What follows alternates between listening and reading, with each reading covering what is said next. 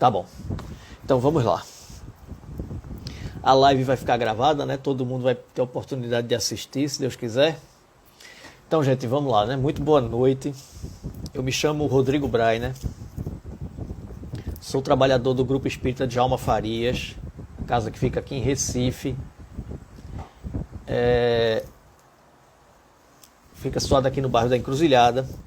E foi com muita alegria que eu recebi mais uma vez o convite da nossa amiga Aldenora, aí do Centro Espírita 9 de Outubro, para participar desta noite de estudos, né, desse encontro, dessa conversa fraterna, amiga, que nos esclarece, que traz conforto, que nos fortalece, porque é isso que a doutrina espírita faz por nós. A doutrina espírita, ela nos foi revelada não no sentido de que a gente se ocupasse com os fenômenos, que a gente se ocupasse somente com práticas mediúnicas, mas o grande objetivo do Espiritismo foi tocar nossos corações, despertar nossas consciências, para que a gente possa progredir, se transformar moralmente. Então, esse foi o grande objetivo do Espiritismo.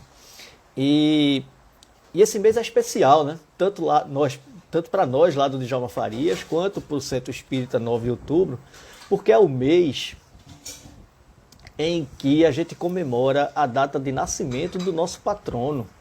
Nós temos patronos em comum, nós do Djalma Farias e o Centro Espírita 9 de Outubro, que é Djalma Montenegro de Farias. O nome do Centro Espírita 9 de Outubro é em referência à data de nascimento de Djalma, que foi 9 de outubro de 1900. Este ano, o nosso querido patrono estaria completando 121 anos. Não é isso? 121 anos. E então, para mim, já é uma alegria dobrada, né? Estar aqui exatamente nesse mês em que Djalma Farias é lembrado, é homenageado por todos nós, trabalhadores e praticantes da doutrina espírita, né? Lembrado exatamente como um grande trabalhador espírita que foi, né? O Djalma, ele presidiu a Federação Espírita Pernambucana, foi fundador e primeiro presidente da Comissão Estadual do Espiritismo, deixou um legado importantíssimo de obras em prol da doutrina espírita. Bem, minha gente, eu vou, depois desse início de apresentação, eu vou fazer uma prece, né?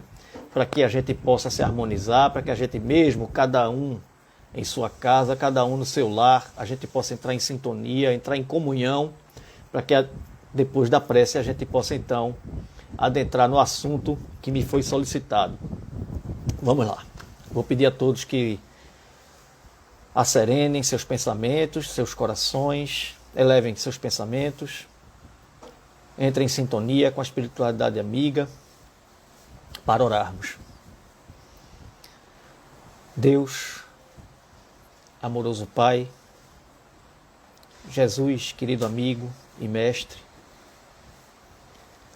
benfeitores invisíveis que certamente estarão conosco, nos acompanhando, Djalma Montenegro de Farias, patrono do Centro Espírita 9 de Outubro e do Djalma Farias, que ele nos inspire, que ele nos proteja, que ele nos ampare,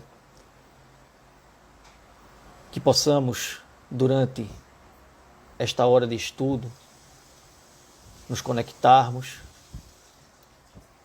estarmos de corações abertos, de mente abertas para receber os ensinamentos que os Espíritos nos trouxeram, que esses ensinamentos possam ser úteis a cada um de nós, para que nós possamos empreender as transformações necessárias, para que possamos colocar em prática os ensinamentos de Jesus e que com isso nós nos tornemos pessoas melhores, mais aliviadas, mais consoladas, mais cumpridoras dos nossos deveres para com Deus e para com o próximo. Que tenhamos todos uma excelente noite de aprendizado. Que assim seja. Bem, meus amigos, eu tive outra alegria, né, quando eu recebi esse convite da nossa amiga Aldenora, que foi o tema que ela me presenteou para falar com vocês. Acho que eu botei até como título também da live, está lá em cima da tela, né? Está aqui em cima da tela. E também coloquei e deixei fixo aí no comentário o tema dessa nossa conversa de hoje, que é a vida futura. E por que é que eu fiquei tão contente com esse tema?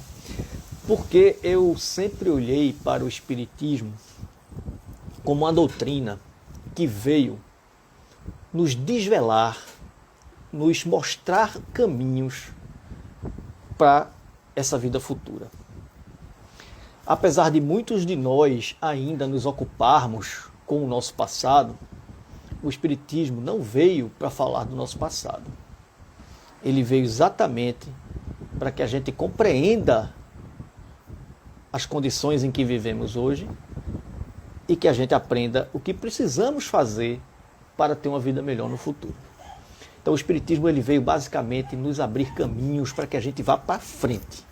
Então é por isso que eu gosto tanto desse tema, de falar desse tema para mim é tão gratificante.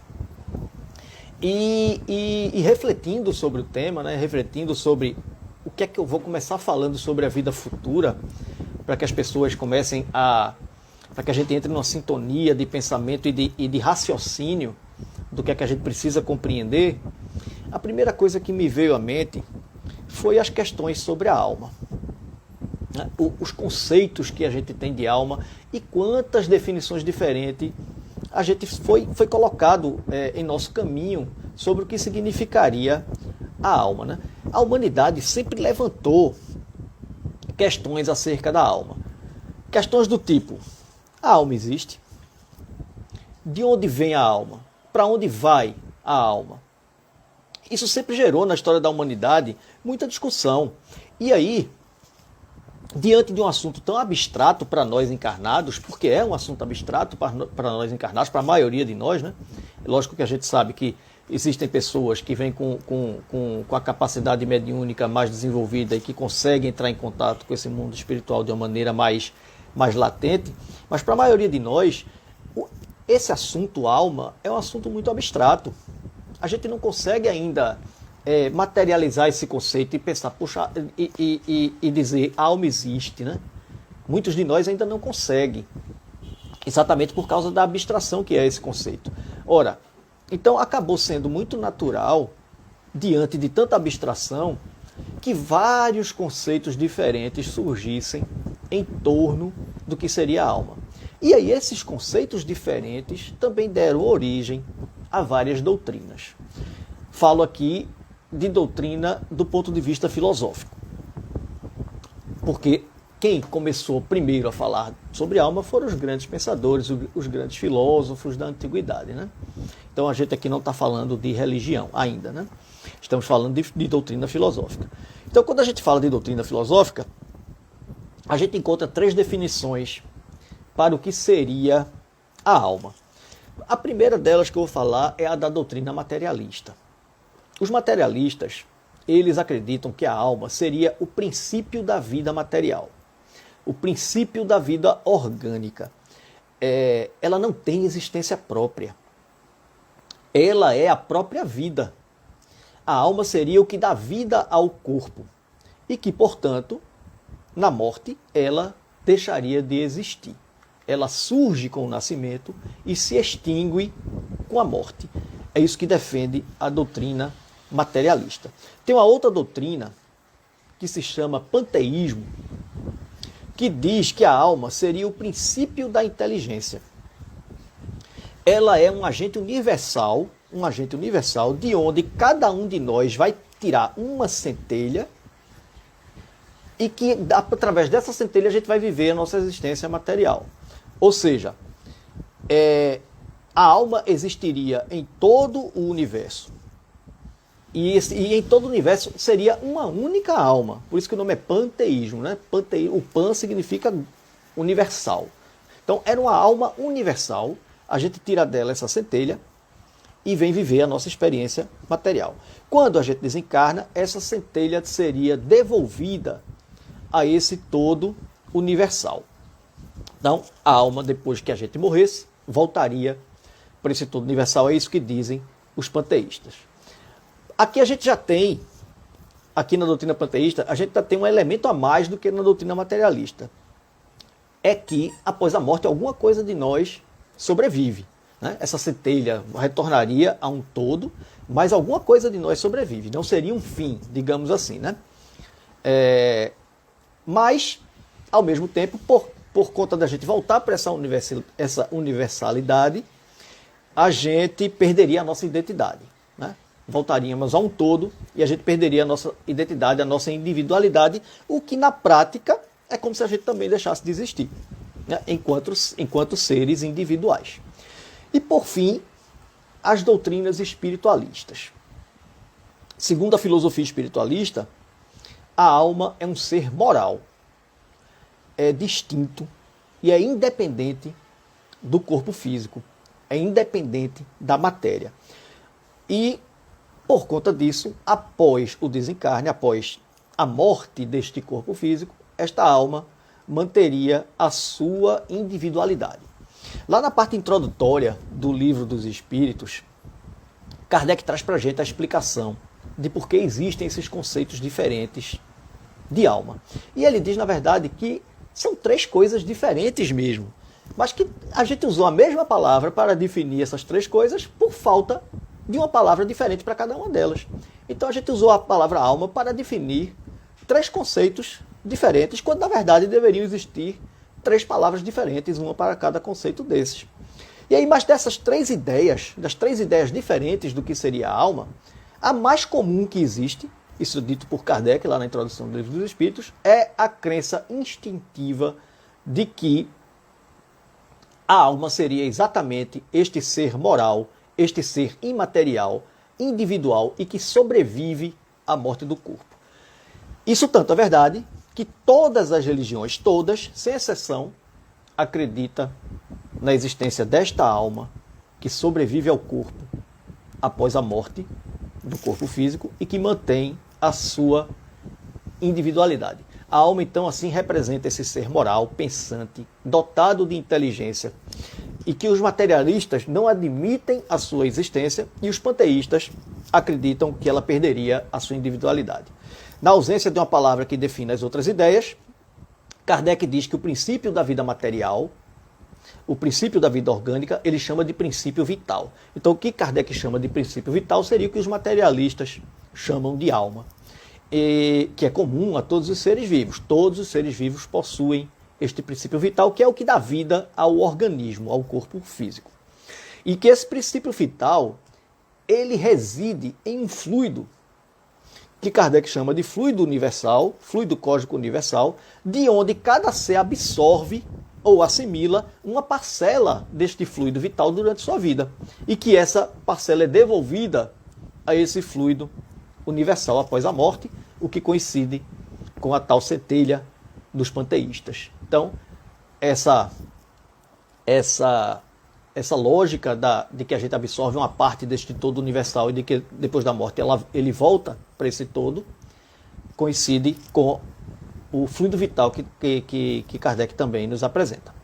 E aí, quando a gente traz, Kardec sempre nos pede para a gente usar a razão, né? O Espiritismo sempre nos pede para a gente usar a razão, para que as coisas precisam satisfazer a nossa inteligência, para que a gente possa, de fato, criar uma fé inabalável, né? Porque se não satisfizer a nossa razão, aquilo fica um conhecimento muito frágil. A gente vai sempre querer procurar algo que responda melhor às nossas dúvidas e às nossas indagações. Então Kardec pede que a gente sempre procure satisfazer a nossa razão. E quando a gente traz esse conceito de alma, esse conceito das filosofias, para as religiões, os materialistas, acreditando que tudo se encerraria com a morte, não encontram essa crença em nenhuma religião. Daí os materialistas praticamente todos serem ateus, agnósticos, nihilistas, né? Aquelas pessoas que acreditam que depois da morte não existe mais nada. Os panteístas, apesar de acreditarem na existência da alma, do ser inteligente, mas não admitindo a sua individualidade após a morte, pois todos nós voltaríamos para uma individualidade universal, para eles essa alma universal seria Deus, né? Essa alma universal dos panteístas seria exatamente Deus, e essa centelha divina que somos nós, seríamos essa parcela de Deus que devolveríamos a Ele após a nossa morte. E, finalmente, os espiritualistas que acreditam na existência da alma, que essa alma sobrevive à morte e mantém a sua individualidade após o desencarne, e por essa crença, ela é a mais comum que a gente encontra em todas as religiões conhecidas atualmente. Todas as religiões atuais, elas têm essa crença nessa alma que sobrevive à morte do corpo físico. E um dos princípios defendidos por Kardec, né, que devemos sempre submeter isso à nossa razão, quando a gente olha para esses conhecimentos, qual dessas crenças sobre a alma satisfazeria melhor a nossa razão? Qual delas responderia melhor aquelas grandes questões da humanidade, sobre quem somos, sobre de onde viemos, sobre para onde vamos? Ora, todos nós, sem exceção, a gente tem consciência do certo e do errado. Todos nós. De certa forma, todos nós sabemos o que é certo e o que é errado. Todos nós temos consciência do bem e do mal. Lógico que a gente só tem essa consciência hoje porque a gente já fez certo progresso, né? Antes, quando a gente vivíamos no mundo primitivo, que a gente se movia muito mais pela intuição, a gente tinha pouca noção disso. Mas hoje a gente já tem muito mais noção do que é o certo, do que é errado, do que o que seria o bem e o mal. Quando a gente age errado, quando a gente comete equívocos, a nossa consciência sempre nos alerta, né? Os nossos equívocos fazem sempre pesar a nossa consciência. E ao contrário, quando a gente age corretamente, quando a gente age no bem, a gente tem uma sensação de vitória íntima, uma sensação de dever cumprido. A nossa consciência fica leve, fica serena. Intuitivamente, a gente sabe que o certo é fazer o bem. Intuitivamente, a gente sabe que o certo é fazer o bem. E aí a gente pergunta, que recompensa eu terei em me esforçar para não errar? Em me esforçar para fazer o bem? Se há pessoas que a gente vê claramente na vida terrena, em jornada conosco, há pessoas que claramente não fazem o mínimo esforço, ou que se comprazem ainda, se deixam levar pelas suas paixões, e que mesmo assim, aparentemente, aquelas pessoas parecem que a sorte sorriu para elas.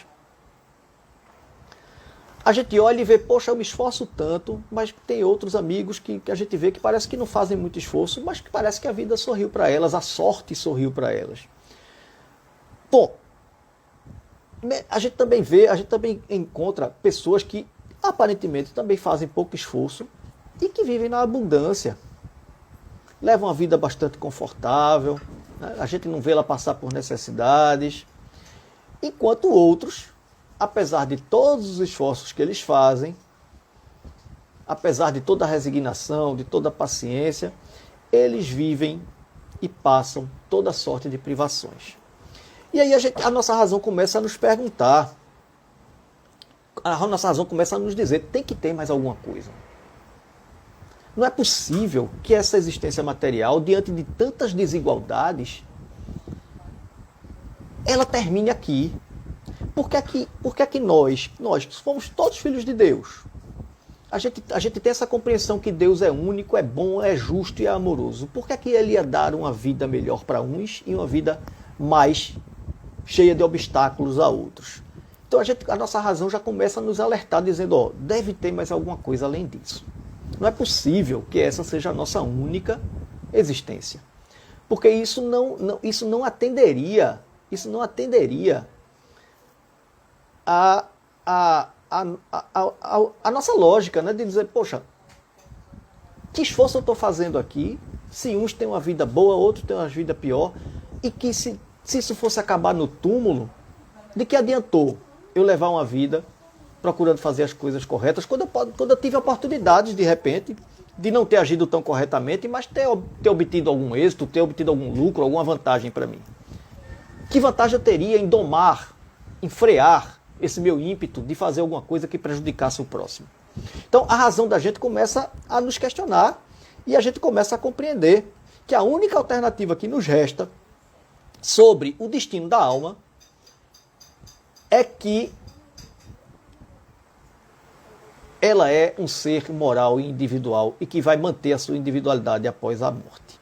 Não há outra resposta lógica que satisfaça a nossa razão, a não ser que após a morte a alma continue a existir e continue e que leve consigo tudo o que ela conquistou até agora.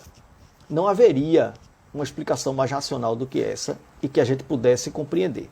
Pois bem, a humanidade traz essa intuição conosco, né? Nós trazemos essa intuição conosco, como se a gente fosse arrastado de uma forma irresistível para essa crença.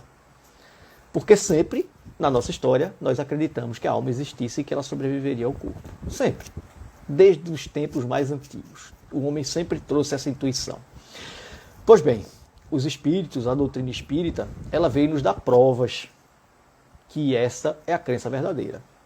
Que esta é a única explicação verdadeira para o que seria a alma, para o que aconteceria com a alma depois da morte. Os espíritos que nos trouxeram os ensinamentos da doutrina responderam para Kardec sobre a alma, deixando essa ideia muito clara. Na questão 150 do Livro dos Espíritos, eles nos dizem que a alma jamais perde a sua individualidade e que se não fosse assim, se não fosse dessa forma, nós não seríamos nada. Kardec insiste no tema e duas perguntas adiante, na 152, ele quer saber quais são as provas que a gente tem da individualidade da alma. E aí os benfeitores nos dizem que temos essas provas nas comunicações que recebemos dos espíritos. E Kardec explica por que eles disseram isso. Que é o seguinte, as mensagens que Kardec recebeu, não há como contestar que foram ditadas por espíritos diferentes. E Kardec diz isso porque cada uma tinha uma particularidade, cada uma trazia um nível de conhecimento diferente, cada uma trazia uma personalidade distinta, uma maneira de escrever distinta, mesmo quando era recebida pelo mesmo médium. O mesmo médium recebia várias mensagens e você ali percebia claramente que havia vários espíritos se comunicando. Quer ver um exemplo bem fácil para a gente que estamos aqui vivendo aqui nessa jornada terrena agora, neste momento? As obras de Chico. Veja quantos espíritos Chico psicografou. Veja a diferença da linguagem, a diferença do nível de conhecimento. Veja como é diferente um livro escrito por André Luiz de um livro escrito por Emmanuel, por exemplo, ou por Humberto de Campos. E aí a gente começa a perceber, não é possível que Chico, ele, o médium, tivesse todo aquele conhecimento. E isso já foi dito, né, até por especialistas que estudaram a obra de Chico e disseram que o estilo literário de cada autor que Chico psicografava é completamente diferente. O nível de conhecimento de cada um deles é completamente diferente. Então é assim que Kardec disse, foi assim que os espíritos responderam a Kardec, que através das comunicações a gente teria essa prova, e é assim que Kardec explica por que é que os espíritos deram essa resposta. Então não há dúvida, não nos resta dúvida de que a alma conserva essa sua individualidade após a morte. E se a razão nos conduz para essa compreensão da individualidade da alma, a gente começa a pensar numa outra questão. O que é que vai acontecer com a gente depois que a gente morrer? Depois que o corpo físico padecer, né? Se a alma vai sobreviver, se somos esse ser individual, então o que é que vai acontecer com esse ser individualizado depois da nossa morte? Pois bem, apesar de estar na base de todas as religiões de que a alma sobrevive à morte do corpo físico e mantém a sua individualidade, não há um consenso religioso sobre o destino da alma após o seu desencarne. E é aí que começam as diferenças, é aí que começou a surgir várias religiões diferentes, doutrinas religiosas diferentes, porque começou-se o homem, né, nós encarnados, a dar interpretações do que seriam as escrituras sagradas. E aí cada um foi dando a sua interpretação e estabelecendo seus dogmas, e aí começou a surgir várias seitas, várias crenças, várias religiões. Pois bem, algumas defendem que a nossa alma foi criada tal qual somos hoje. Na verdade, elas dizem que fomos criados perfeitos à imagem e semelhança de Deus. Caímos na terra para sofrer um castigo que não foi praticado por nós, mas por um nosso antepassado, chamado Adão e Eva, dois antepassados, né? Eles cometeram um equívoco, e aí o homem caiu na terra para ser castigado por conta deste pecado. E como todo castigo um dia tem um fim, né? Chegaremos a um dia em que seremos julgados, um tal de juízo final, e nesse dia de julgamento, de acordo com a nossa conduta, na nossa única existência terrena, nós seremos julgados, não por nós mesmos, mas por outras pessoas, por outros seres privilegiados, talvez, que vão dizer para a gente se a gente vai ter direito a uma morada feliz, eterna, ou a uma morada de sofrimento também eterno. Então, muitas doutrinas acreditam neste conceito e neste destino da alma após a morte. Já outras admitem que a alma é pré-existente a essa nossa existência material. E que após o desencarne, a gente também receberia novas oportunidades de viver novas experiências materiais, o que seria a pluralidade das existências, a reencarnação. A reencarnação não é uma invenção do Espiritismo, existem várias religiões que defendem o princípio da reencarnação como sendo um instrumento da justiça de Deus. E isso tem um objetivo, que é para que a gente continue a nossa jornada de aprendizado. Pois bem, o Espiritismo ele veio iluminar essas ideias, nos trazendo o verdadeiro sentido do que é um céu, do que é um inferno. E que as penas eternas, elas não coadunam, não combinam com um Deus, um Pai Criador, que seja infinito amor, infinita bondade. Os espíritos superiores nos revelaram que, lá na questão 115 do Livro dos Espíritos, que Deus nos criou todos iguais, deu a todos nós o mesmo ponto de partida. Ele não privilegiou ninguém. Ele não deu uma capacidade maior a nenhum de nós. Criou todos nós iguais, inclusive Jesus. Jesus foi criado igual a nós, simples e ignorante. Todos nós tivemos o mesmo ponto de partida. E aí, a partir deste ponto de partida, simples e ignorante significa nenhum saber e nenhuma moralidade. A partir deste ponto de partida, dotados de consciência e de vontade, foi que nós começamos a progredir de acordo com o nosso próprio esforço. E aí a gente veio se aprimorando, existência após existência, sucessivas existências, né, quantas forem necessárias, para que a gente alcance um objetivo, que é a nossa perfeição. Toda a doutrina espírita está voltada para a evolução. Nós estamos aqui para progredir. Então a nossa alma já existia antes de nascermos, passa pela experiência terrena com o objetivo de progredir, sobrevive à morte do corpo físico, continua a evoluir após o seu desencarne, irá passar por quantas existências forem necessárias até que atinja essa perfeição. Então a alma nada mais é do que um espírito encarnado, um ser imaterial. Inteligência extracorpórea, é assim que Kardec define o espírito, capaz de habitar o espaço infinito. Essa é a nossa verdadeira vida, essa é a nossa verdadeira essência. A existência material é transitória, é passageira. E ela serve a um propósito, que é exatamente o propósito da gente aprender para que a gente consiga patamares mais elevados nessa escala evolutiva. Então a razão também aqui nos ajuda a compreender essas questões. Ora, como explicar seres encarnados, né? Como eu estava dizendo antes, né? Como é que a gente vai explicar seres encarnados que passem por tanto sofrimento, por tanta aflição, algumas dessas aflições sendo inclusive desde o nascimento, alguém que nasceu e que desde o nascimento já nasce com alguma dificuldade, enquanto outros encontram tanta facilidade. Se a gente não compreender, se a gente não entender que essa alma era pré-existente e que a gente já tem uma história pregressa e que a nossa existência material é a continuação dessa nossa história. Senão não faria sentido. Não teria como a gente atribuir justiça a um Deus que colocasse homens em situações tão diversas e cobrasse deles o mesmo resultado. Não seria possível. Isso só é possível, isso só é compatível com uma justiça divina se compreendermos que tivemos o mesmo ponto de partida. E aí as diferenças que existem hoje entre nós são porque cada um de nós fez escolhas diferentes e nos colocamos na situação em que estamos hoje.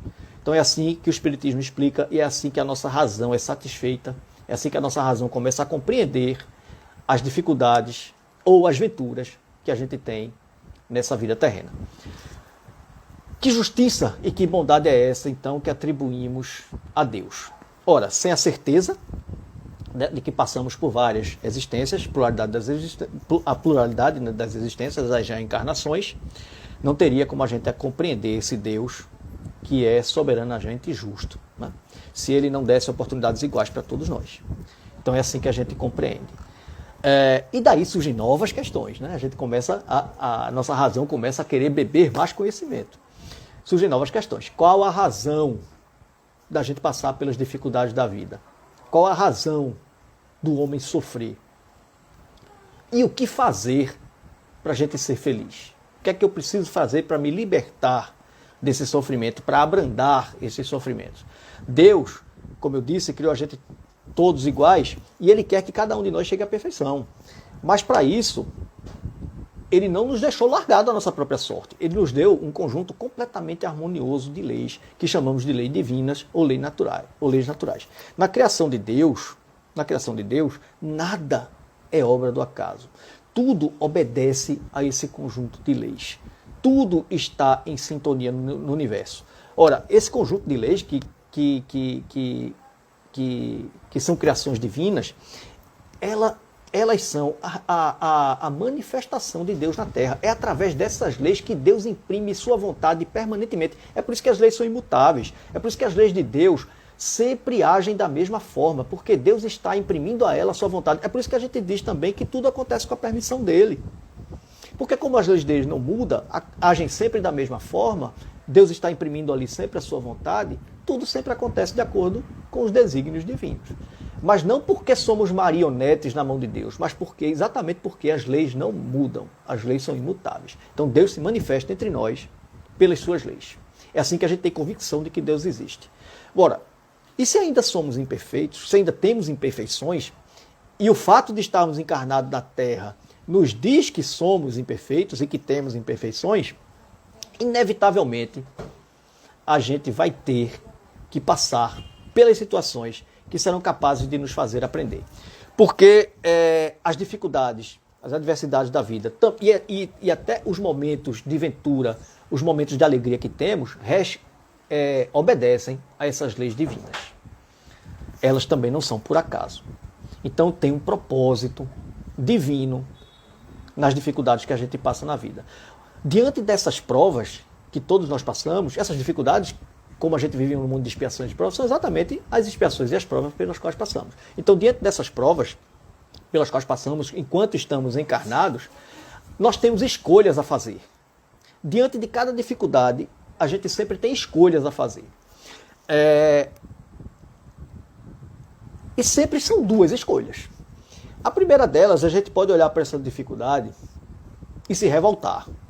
A gente pode olhar para as dificuldades e querer uma melhor sorte. E querer que a vida nos sorria. Querer que a vida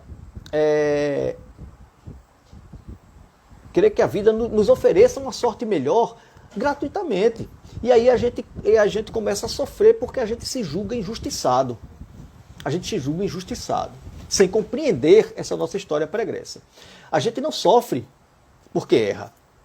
A gente não sofre porque erra. A gente sofre porque ainda é imperfeito. Isso tem um exemplo muito claro que eu posso dar para vocês. Eu gosto sempre de trazer esses exemplos, porque a gente costuma muito achar que o sofrimento ele é obrigatório. E o sofrimento ele não é obrigatório. O que é obrigatório, que a gente sempre vai encontrar, são essas situações de dificuldade. Porque quando a gente encarna para entrar em contato com a dificuldade do outro. Entrando em contato com a dificuldade com o outro, as nossas próprias dificuldades serão reveladas. Então as situações difíceis, as situações de obstáculo, elas sempre vão aparecer. Sofrer é escolha do espírito. Sofrer é escolha do espírito. E eu vou lhe dar um exemplo. Por que é que o orgulhoso sofre? Vamos supor uma seguinte situação. Uma pessoa orgulhosa é aquela pessoa que se acha melhor, se acha mais capaz do que todo mundo, acha que os outros são sempre inferiores a eles e não tem nada para ensiná-lo. E aí, numa determinada situação, essa pessoa que acha que é a melhor do que todas é preterida. É preterida por outra que ele considera inferior. Ele vai se revoltar. Vai achar que foi injustiçado, né? Vai praguejar. Se ele tiver oportunidade, pode ser até que ele faça alguma coisa para prejudicar aquele outro, para que ele consiga aquela posição que o outro conquistou. É isso que o orgulhoso faz, movido por inveja, movido por ciúme. E isso é o que faz ele sofrer, é a sua imperfeição. Se ele não fosse orgulhoso, se ele já tivesse conquistado a virtude da humildade, quando esse outro amigo conquistasse o que ele não conquistou, ele ia olhar para aquela situação e ia pensar, por que é que ele conquistou isso e eu não? O que é que ele sabe mais do que eu? O que é que ele faz que eu não faço? E aí, olhando, por exemplo, daquele colega, ele iria procurar aprender o que ele já aprendeu para que ele também pudesse conquistar aquilo que o outro conquistou. Então o orgulhoso sofre, não porque ele comete seus equívocos, ele sofre porque é orgulhoso. Se ele se livrar do orgulho, ele para de sofrer. Essa é a grande verdade. Então, o que faz a gente sofrer são as nossas imperfeições. Mas há uma segunda escolha. O espírito pode chegar diante dessa situação de dificuldade e enxergar nelas exatamente isso que eu acabei de dizer, os convites para que ele se transforme, os convites para que ele se realize o aprendizado necessário para que ele engrandeça o seu espírito.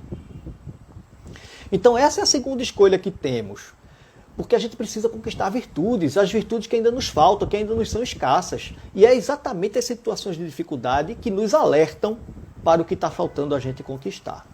Então, na medida em que vamos adquirindo essas virtudes, na medida em que vamos nos livrando das nossas imperfeições e adquirindo essas virtudes, a gente vai subindo na hierarquia espiritual. E aí a gente vai experimentando a felicidade para a qual estamos todos destinados. A felicidade que é imperecível quando está alicerçada nos prazeres da alma. E aí eu também vou dar exemplo disso, né? Dei exemplo do sofrimento, também vou dar exemplo da felicidade. Veja só. Quando a gente despretensiosamente, quando a gente despretensiosamente está andando na rua e a gente passa por uma oportunidade de ajudar alguém, e a gente espontaneamente, voluntariamente, sem o outro pedir, sem nada, a gente num ímpeto, a gente vai e faz aquela atitude de ajudar aquela pessoa.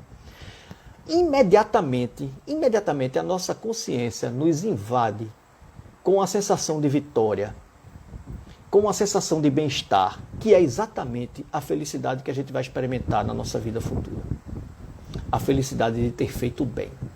A gente não precisa nem que a pessoa diga um muito obrigado. A gente não precisa nem que ninguém esteja olhando para aplaudir. Essa sensação de vitória nos invade imediatamente. É quase instantâneo. É uma recompensa imediata. Quando a gente age no bem, sem ser assim, de maneira voluntária e espontânea, quando a gente age motivado por uma causa externa, essa recompensa nunca é imediata, porque a gente sempre fica esperando uma resposta. Seja um muito obrigado, seja um aplauso, seja nem que alguém seja, olha como ele é bonzinho, para a gente se inflar e dizer, poxa vida, alguém reconheceu que eu sou bom.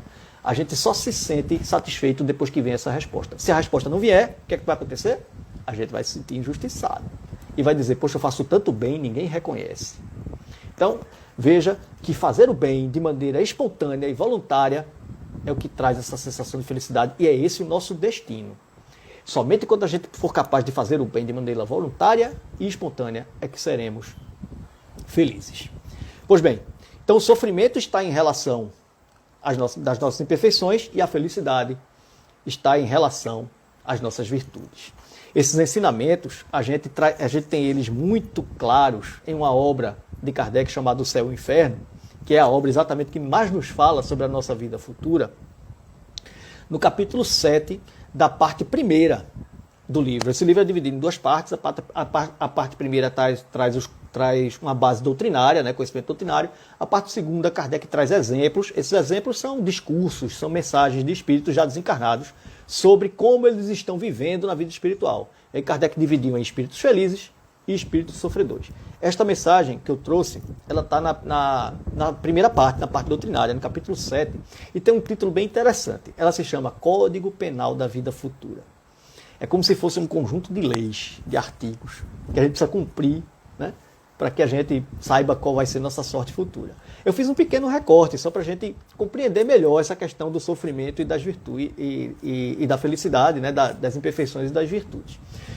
No primeiro artigo deste Código Penal, os espíritos dizem para o seguinte, ó, a alma ou o espírito sofre, já na vida espiritual, as consequências das imperfeições de que não se despojou durante a vida corporal. Veja como aqui fica claro que o sofrimento vem por conta das nossas imperfeições.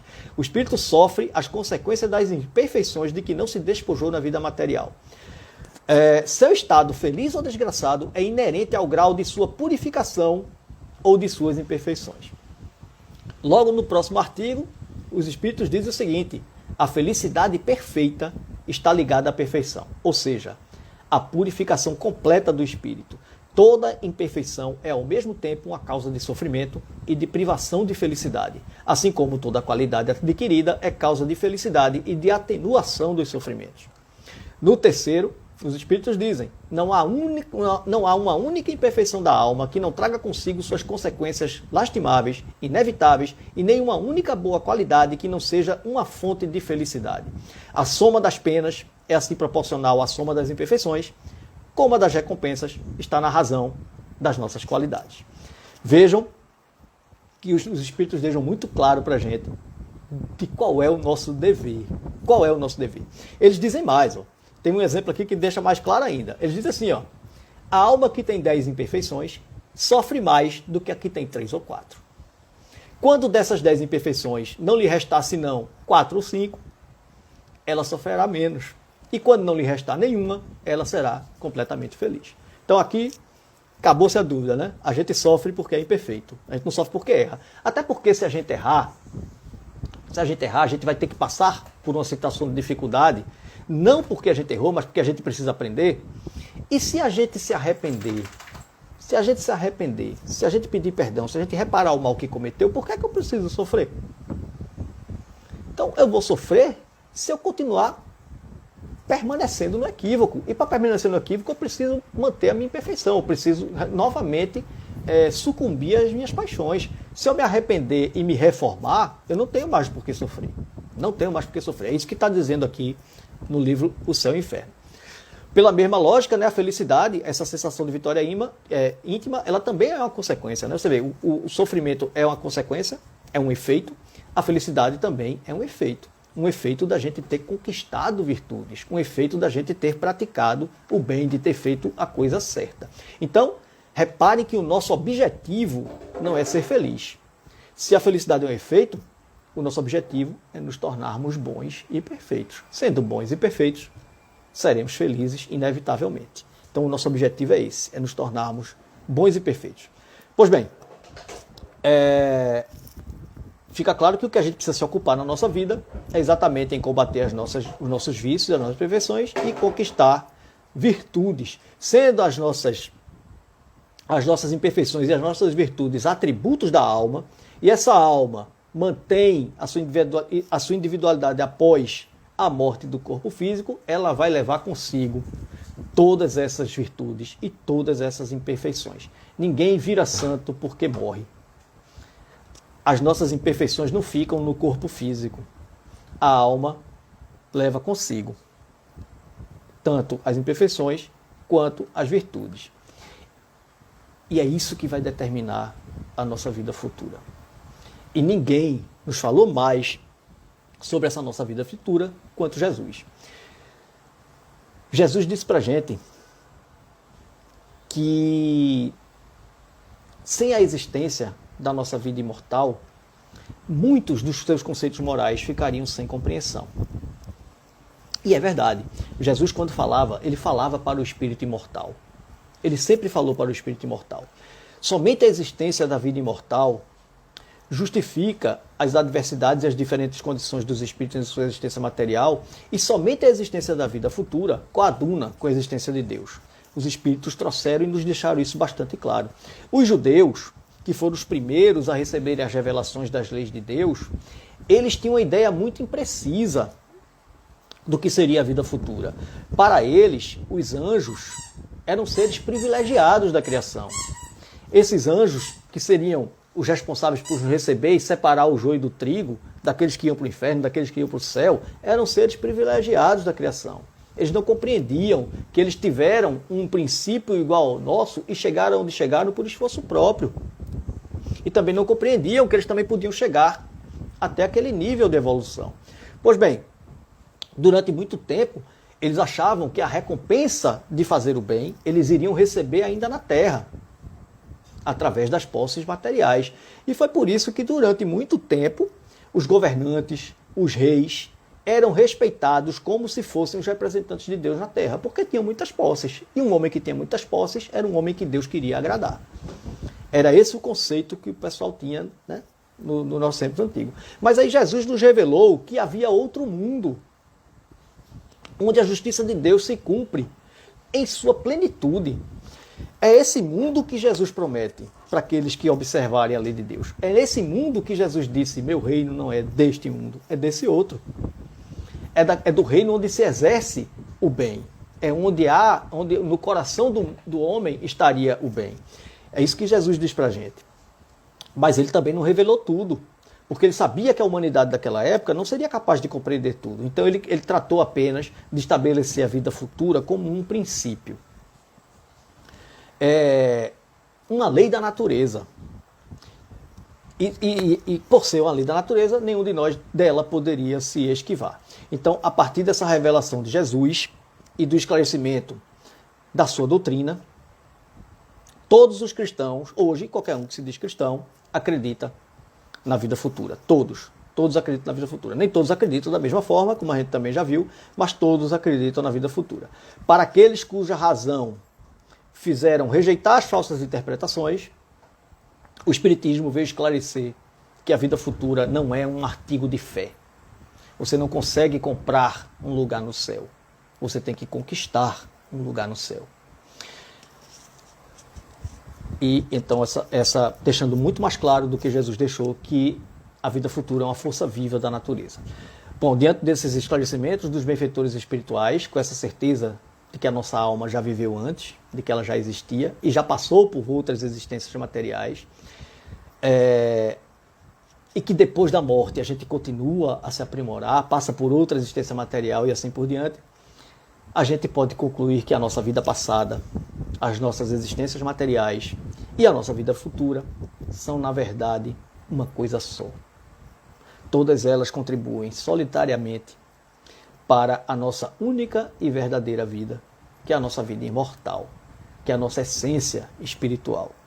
Porque imagine, se a vida futura é a nossa vida após a morte, e a gente já viveu antes, já teve uma vida futura, estamos vivendo de novo, vamos ter outra vida futura. A nossa vida é uma só, a nossa história é única. Estamos construindo ela no momento em que estamos aqui encarnados. Tem algo muito importante que precisa ser dito, que eu até falei também um pouco no começo, de quando a gente começou a conversar. O Espiritismo não veio para revelar o nosso passado. O passado, ele serve de aprendizado. A gente precisa olhar para ele, compreender o que fizemos no passado, mas para entender exatamente o lugar que ocupamos agora. A gente não deve se ocupar do passado, senão para entender as razões pelas quais estamos aqui. E o Espiritismo também não veio para nos dar presciência do futuro. Ele não é um instrumento de adivinhação do que vai acontecer conosco. O futuro, ele não existe. E não há fatalidade na nossa história de espírito imortal. Como eu disse antes, o fato da gente ter cometido um equívoco não determina o grau da dificuldade que a gente vai ter que passar depois. Se eu me esforçar e me livrar das minhas imperfeições e adquirir virtudes, eu vou atenuar as dificuldades que eu vou ter que passar depois. Está dito lá no Céu e Inferno. Acabei de ler para vocês. Então, o nosso futuro não está escrito. A gente pode escrever um futuro novo. Lá naquele mesmo Código Penal da Vida Futura, os benfeitores dizem que a duração dos nossos sofrimentos, eles dependem unicamente de cada um de nós. E que Deus só exige o nosso arrependimento sério, efetivo e sincero, fazendo com que o Espírito seja o juiz da sua própria sorte. Ninguém vai nos julgar. Não existe um juiz externo que vai apontar os nossos erros. Nós nos colocaremos na vida futura no lugar que a nossa consciência nos permitir. É a nossa consciência que vai nos colocar no nosso céu ou no nosso inferno, diante das nossas próprias imperfeições e diante do que nós queremos para a nossa vida futura. Se a gente quer voltar a aprender, ou se a gente quer se revoltar, ou se a gente quer praguejar contra Deus, se a gente achar que Deus é injusto e que o que está acontecendo conosco é sempre culpa dos outros e não reflexo das nossas próprias ações. Pois bem, Vejam como é a justiça de Deus. Ele não impõe, está quase na hora, né? Mas eu já estou chegando no fim. Viu? Ele não impõe a ninguém uma punição arbitrária. A ninguém. Toda falta cometida, todo mal a que demos causa, é uma dívida que deverá ser paga, se não nessa existência, em uma existência futura. Assim como toda virtude conquistada, cada esforço sincero em realizar o bem, suavizará esses mesmos sofrimentos. Somos juízes de nós mesmos. É isso que nos diz o Espiritismo. Não tem nada mais consolador e nem nada mais encorajador do que saber que só depende de cada um de nós a conquista da nossa felicidade. Estamos prontos. Somos capazes. Deus nos concedeu todas as ferramentas. O que é que a gente está esperando? Lembram-se lá da história dos trabalhadores da última hora? Dos trabalhadores da vinha? Que tinham vários trabalhadores lá na praça, o Senhor veio, pegou aqueles primeiro, né, na primeira hora da manhã, levou para a vinha, eles começaram a trabalhar, na próxima hora levou outros, passou mais uma hora, levou outros. Quando chegou na última hora do dia, pegou aqueles últimos trabalhadores, levou para a vinha. Quando terminou o dia de trabalho, ele pagou a mesma coisa a cada um deles. Não é assim que diz a história? Pois bem, somos os trabalhadores da última hora. Não adianta a gente ficar lamentando o tempo perdido. Como eu disse a vocês, não adianta a gente se ocupar do passado. Não adianta a gente ficar lamentando o tempo perdido. Nós temos que nos ocupar de agora. Essa é a última hora. O trabalho chegou, a oportunidade apareceu. Vamos trabalhar. Se esse nosso esforço for sincero, se esse nosso esforço for efetivo, a gente vai receber o mesmo pagamento daqueles que conseguiram se adiantar antes de nós, que é o da felicidade plena. Esse é o nosso destino. Essa é a única fatalidade que nos aguarda, a felicidade plena. Muito obrigado, gente, pela presença de todos vocês. Muito obrigado novamente ao Centro Espírita 9 de Outubro por essa oportunidade de ter vindo aqui hoje, ter essa conversa amiga, essa conversa fraterna. Eu nem olhei muito aqui os comentários, viu, minha amiga Aldenura? Mas, assim, espero que todos vocês tenham se mantido de mente aberta para escutar os ensinamentos dos Espíritos. Não é meu. Nenhum conhecimento que eu trouxe aqui me pertence, pertence aos Espíritos. Eu fui buscar todos eles nas obras que Kardec nos deixou. Eu não trouxe nenhum personalismo para essa palestra. Tudo que eu trouxe aqui tem nas obras espíritas. Vocês conseguem achar tudo lá. Procurei dar todas essas referências exatamente para que vocês pudessem ir lá depois buscar esse conhecimento, porque é isso que a gente precisa. O conhecimento é uma das partes, é uma das etapas que a gente precisa cumprir, né? A gente precisa se fortalecer de conhecimento, mas tem uma segunda parte, que é a da vivência, que talvez seja a mais importante, que é colocar esses ensinamentos em prática. É a parte da propaganda, como dizem os espíritos. Propaganda no sentido de propagar o espiritismo através do exemplo, que é o que ele nos pede. Então, enquanto a gente não se transformar e começar a colocar em prática, a gente vai estar ainda patinando. Então, espero que todos nós tenhamos sucesso nesses nossos esforços de nos transformarmos moralmente. Eu vou fazer a prece de encerramento e após a prece de encerramento, esse nosso encontro estará encerrado. Deus, Pai de infinita bondade e misericórdia, Jesus, querido mestre e amigo, benfeitores espirituais que nos acompanharam, que nos inundaram com o seu amor, com a sua paz, que nos inspiraram, que nos mantiveram unidos em pensamento durante esta hora de estudo, de compartilhamento de conhecimentos. Queremos agradecer, querido mestre, por tua presença entre nós, por toda a oportunidade que nós temos todos os dias de iniciarmos ou de nos esforçarmos mais pela nossa melhora, pela conquista de novas virtudes, por frear as nossas paixões, por compreender que o próximo que está em nosso caminho é um irmão de jornada que merece o nosso respeito, que merece o respeito que nós queremos a nós mesmos, que possamos ter essa compreensão, para que além de nós mesmos, os outros, os nossos amigos, os nossos companheiros também conquistem a felicidade. Porque a felicidade ela não é egoísta. A felicidade ela não se conquista sozinho. Queremos todos nós unidos no futuro, em comunhão, em família, numa grande família universal, em que todos nós nos amaremos incondicionalmente. É isso que Jesus quer de nós e é esse o esforço que temos que fazer. Que a paz do Cristo e o seu amor encontre morada em nossos corações. Que assim seja. Gente, novamente, muito obrigado e até uma próxima oportunidade. Boa noite a todos.